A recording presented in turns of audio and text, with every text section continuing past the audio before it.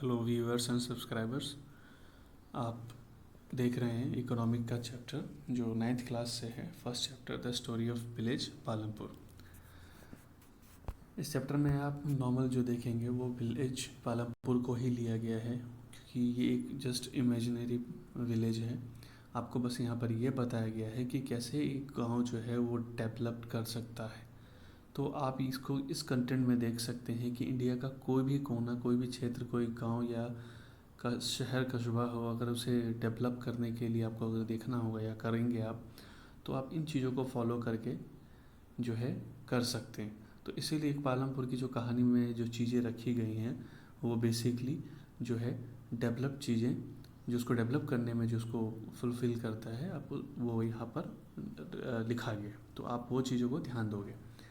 तो चलिए देखते हैं। पहला जो है, आप इस कंटेंट को जो है 3 कंटेंट में आप वैसे देखोगे। मतलब आप एक इंट्रो का पार्ट हो गया, और पहला जो हो गया ऑर्गेनाइजेशन ऑफ प्रोडक्शन। आपको मेनली यहाँ पर यह बताया गया है कि कहानी के थ्रू आपको बताया गया कि पालमपुर में जो है कि कैसे प्रोडक्शंस के लिए चीज़ों को ऑर्गेनाइज करा गया।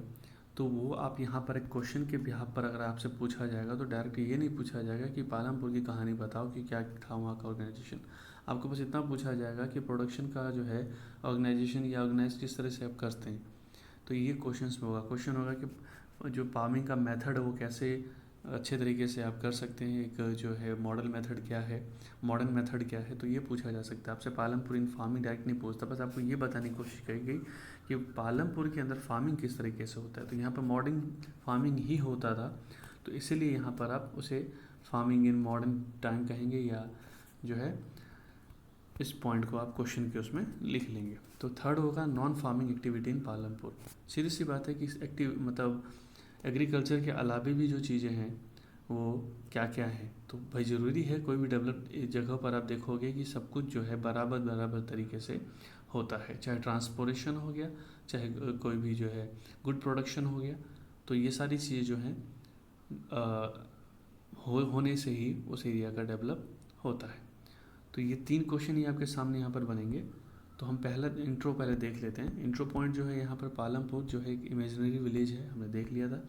साथ ही साथ पालमपुर एक छोटा गांव है जिसमें 450 फैमिलीज़ यहाँ पर रह रही हैं, जो एक रायगंज जगह से 3 किलोमीटर दूर है।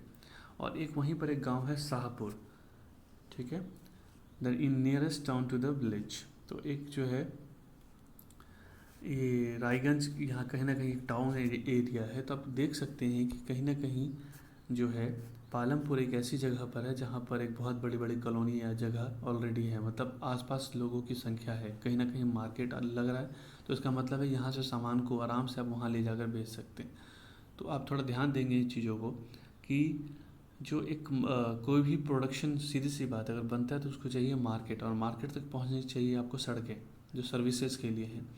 तो वो रोड जो चाहिए आपको, तो कहीं ना कहीं एक जो है इंटर रिलेशन चीज़ें चाहिए होती हैं किसी भी चीज़ को कंप्लीट फुलफ़िल करने में। तो डेवलपमेंट की भी कहानी कुछ इस तरीके से ही है। तो पालमपुर में हर एक चीज़ में ऐसे ही तरीके से आपको बताया गया। तो सबसे पहली बात आता है कि आखिर चाहे वहीं पर पालमपुर में कैसे गुड और सर्विस जो था उसका प्रोडक्शन किस तरीके से होता था।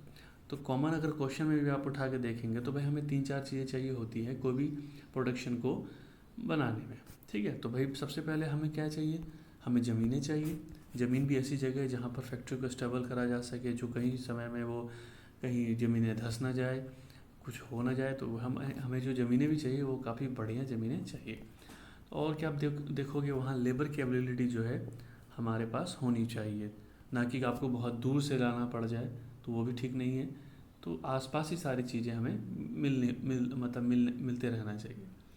तो आप देखोगे यहाँ फिक्स कैपिटल, तो फिक्स कैपिटल जो है यहाँ मैंने एंड लगा दिया है, इसको आप हटाइए। फिजिकल कैपिटल जो है 2 तरीके से होता है, एक होता है फिक्स कैपिटल और एक होता है आपका वर्किंग कैपिटल, ठीक है।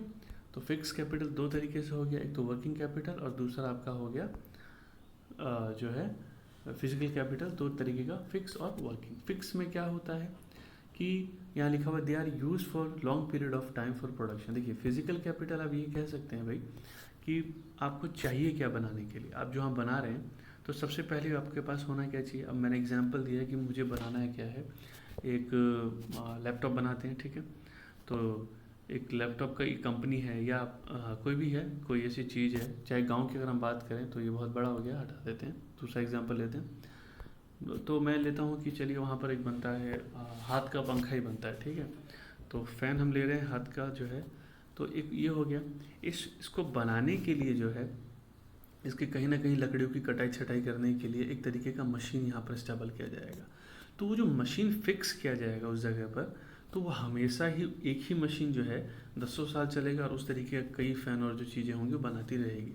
तो कहीं ना कहीं, और साथ ही साथ उसकी बनाई हुई जहाँ पर ये फैक्ट्री है तो वो बिल्डिंग, ठीक है, वो बिल्डिंग और जो उसकी मशीन है वो, और ये दो तीन चीज़ें जो है वहाँ पर वो एक फ़िक्स कैपिटल, मतलब एक बार आपने लगा दिया तो फिक्स कैपिटल हो गया। दूसरा देखेंगे वर्किंग कैपिटल। ये क्या होता है बेटा? वर्किंग कैपिटल जो कि आपको हमेशा वो रेगुलर पॉइंट पर ही चाहिए, यानी कि भाई रॉ मटेरियल चाहिए, है ना, जैसे रॉ मटेरियल आपको चाहिए कि इसके बिना मान लो आपको जो है पंखे बना रहे हैं आप, तो क्या करेंगे आप, आपको रॉ मटेरियल चाहिए, मतलब कहीं ना कहीं पेड़ों से उस चीज़ों को, लकड़ी को आपको लाना पड़ेगा, तो वो मटेरियल लाएंगे आप। साथ ही साथ लेबर को जो आप पैसा देंगे मनी इन हैंड वो भी देना पड़ेगा, मतलब ये रेगुलर बेस पर चलता है जो आपको रोज़ इन्वेस्ट करना है। और ये आपका एक बार आपने लॉन्ग पीरियड में इन्वेस्ट कर दिया तो आपका हो गया। तो ये हमें तीन चीज़ें चाहिए कहीं भी कोई भी फैक्ट्री को स्टेबल करने में। पालमपुर में भी यही सारी चीज़ें लिखी गई हैं। एक चौथा पॉइंट आता है ह्यूमन कैपिटल को लेके। अगर उस पंखे बनाने के लिए, अगर मान लीजिए पंखे को आप जो है अच्छे तरीके से नहीं बना पा रहे, तो काम बनेगा नहीं। तो इसके लिए क्या चाहिए होता है, इंसान का खुद का विचार, खुद का बुद्धि, आइडिया, नॉलेज जो उस पर काम कर सके। तो ह्यूमन कैपिटल तो भाई बहुत इंपॉर्टेंट होता है। इसीलिए जो है ह्यूमन को स्किल डेवलपमेंट, एजुकेशन, ये सारी चीज़ें दी जाती है कि उसका जो है ह्यूमन जो है एज ए पॉपुलेशन ना माना जाए, वो ह्यूमन कैपिटल के अंदर माना जाए, ठीक है। तो एक अच्छा जो है आउटपुट मिल सके चीज़ों को लेकर। तो पालमपुर में जो है फार्मिंग को हम देख लेते हैं भाई, तो किस तरीके था। तो भाई यहाँ पर जो है आप देखेंगे कि कोई भी खेत को डेवलप करने के लिए या फार्मिंग सिस्टम को डेवलप करने के लिए, खेत को नहीं, फार्मिंग सिस्टम को डेवलप करने के लिए आपको क्या करना पड़ेगा, मल्टीपल क्रॉपिंग करना पड़ेगा, तभी जाके आपकी जो व्यवस्थाएं ठीक होगी। सेम यहाँ पर पालमपुर में मल्टीपल क्रॉपिंग होती थी। मतलब वो मल्टीपल क्रॉपिंग का मतलब क्या होता है, to grow more than one crop on a piece land during the year. आप समझ रहे हैं, एक से ज़्यादा फसलों को लगाना, ठीक है, एक से ज़्यादा फसलों को एक खेत में लगाना, तो मल्टीपल क्रॉपिंग मानी जाती है। तो ये कहीं ना कहीं आपको फ़ायदा देता है, ठीक है। साथ ही साथ पालमपुर में कहा जाता है कि दूसरी बार जो है मॉडर्न फार्मिंग मेथड का अच्छे तरीके से यूज़ कराया गया था, ठीक है। तो भाई नॉर्मल सी बात है कि हमें अगर फार्मिंग करना है तो वैसे भी हमें मॉडर्न फार्मिंग मेथड चाहिए। जैसे हम देखते हैं कि पहले नेचुरल फर्टिलाइज़र जैसे कि गोबर वगैरह का खाद बनाया जाता था, बाद में से केमिकल फर्टिलाइज़र कर दिया गया, तब जो है थोड़ा सा जो है और अच्छा खासा काम बनने लगा। साथ ही साथ देखते हैं 1960 में इसी तरीके का रिवोल्यूशन आता है, ग्रीन रेवोल्यूशन, और इसे इसे HYV सीड कहते हैं। HYV सीड का मतलब हाई ईल्डिंग वैरायटी सीड्स। ये पहली बार हरियाणा और पंजाब में लगाया गया था, ठीक है। तो ये कहीं ना कहीं जो है इस तरीके का जो केमिकल फर्टिलाइज़र जो आ गया, तो ये कहीं ना कहीं जो है राइस और वीट को अच्छा एक प्रोडक्शन मतलब इससे होने लगा। तो एक मॉडर्न फार्मिंग मेथड यूज़ करने से ये डेवलप हो गया अच्छा खासा। और ये अब हमारा हो गया मॉडर्न, जो हमारे पास मशीन्स वगैरह है वो भी हमारे पास होनी चाहिए। तो तीसरा हो जाता है using modern farming machine like tractor, tubewell और थ्रेशर मशीन्स, ठीक है। लेकिन HYV सीड्स के बेटा यहाँ पे ड्रॉबैक्स भी है, इसमें निगेटिव पॉइंट अगर देखेंगे, क्यों, क्योंकि इसको बहुत ज़्यादा पानी चाहिए होता है HYV सीड्स को। मतलब अगर आपने छिड़काव करा है, उस तरीके की चीज़ डाली है, तो आपको बहुत सारा जो है यूज़ करना पड़ता है। तो HYV सीड्स जो है इसमें पानी बहुत चाहिए सबसे पहली बात, और साथ ही साथ इससे क्या होता है, सॉइल फर्टिलिटी लूज़ होती है। होता तो बहुत अच्छा खासा उपज है, लेकिन सॉइल फर्टिलिटी ख़राब होती, मतलब ख़त्म हो जाती है। साथ ही साथ जो है ट्यूबवेल इरीगेशन, काफ़ी पानी चाहिए, तो ज़मीन के पानी को खींचा जाता है इससे, और पानी जो है वहाँ ग्राउंड लेवल में ख़राब हो जाता है। अब नॉन फार्मिंग की बात करें तो भाई वहाँ पर जो है कैसा होता था नॉन फार्मिंग पालमपुर में, कैसा मतलब नॉन फार्मिंग में क्या था कि तो हर जगह क्या होता है नॉन फार्मिंग, आप अपने ही आसपास देखेंगे तो नॉन फार्मिंग है जो सिर्फ खेती से जो ना जुड़ा हो, जिसका रोज़गार कहीं और हो किसी और चीज़ से, तो वो हो गया आपका डेयरी फार्मिंग, यानी कि जैसे दूध वगैरह, ठीक है, जैसे से जो है अपना काम चलाना। तो गांव में अगर आप जगह पर देखेंगे तो एक जगह मान लीजिए, फॉर एग्जांपल मैं अमूल का एग्जांपल लेता हूँ जो गुजरात में है। अमूल क्या करता है, हर एक गांव में जाकर अपनी टैंकर को खड़ी कर देता है, ठीक है, अपनी टैंकर खड़ी करता है। और ये टैंकर जो है सुबह सुबह सभी दूध वाले जो हैं उनके आसपास एरिया में पहुंचते हैं अपने अपने जो है बर्तन लेके जिनमें के दूध होते हैं। और इसी तरीके से टैंक में ये कंटेनर्स बनाए होते हैं जिसका जो दूध जिस वैरायटी का होता है उसे उसमें ही डाला जाता है। तो ये एक तरीके से जो है एक अच्छा खासा जो है डेयरी फार्मिंग का हमें अच्छा सा मिल जाता है। स्मॉल स्केल मैन्युफैक्चरिंग होता है, जैसे आपके घर में कोई चीज़ आपने बनाया उसे सेल आउट करा, ठीक है। उसके बाद हम देखते हैं बहुत सारे, चाहे लिफाफे ही हो गए, चाहे पन्नी से बनी कोई चीज़ें हो गई जो घरों में बनाया जाता है।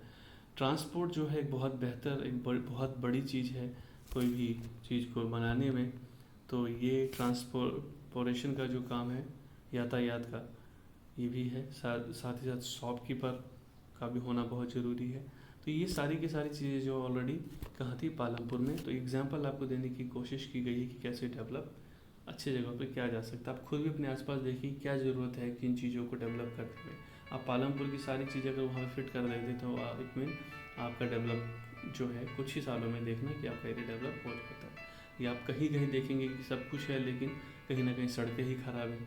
आप सड़कें देखेंगे तो प्रोडक्शन के लिए अगर कोई कंपनी आपके एरिया में, अगर कोई फैक्ट्री भी आप डालते हैं तो आपके आसपास मार्केट नहीं है सेल आउट करने के लिए। मतलब कहीं ना कहीं कुछ कमियां आपको दिखती रहती है, इसको फुलफ़िल करना ही पड़ता है, चाहे आपको थोड़ा सा जो है कुछ अलग स्टेप में चीज़ों को सोच कर करना पड़े। तो एक ये बात हो गई। और उसके बाद हम क्या देखते हैं जो है इसमें अपडेट अगर हम ले लें तो अभी तक हमारा जो पूरे भारत में जो गांव है, करंट अफेयर के हिसाब से भी अगर आप देख लें इस चीज़ को थोड़ा सा, तो टोटल गांव है हमारे इंडिया में कितना, आप देख सकते हैं कितना लिखा हुआ है, 649,481 हमारा इतना है, ठीक है। तो यानी कि 6 लाख, यानी कि 6,49,481 हमारे गांव है, जिसमें डिस्ट्रिक्ट जो है हमारा टोटल 720 पड़ता है। सबसे ज़्यादा गांव जो है वो बिहार के एरिया में पड़ता है, 1,129 2011 सेंसस के अकॉर्डिंग। सेकेंड रैंक पर यूपी आता है जिसके पास 545 गाँव है। Okay, thank you for watching. I hope कि आपको समझ में आया हो। अगर कोई क्वेश्चन क्वेरीज है तो आप मुझे कमेंट कर सकते हैं। Thank you.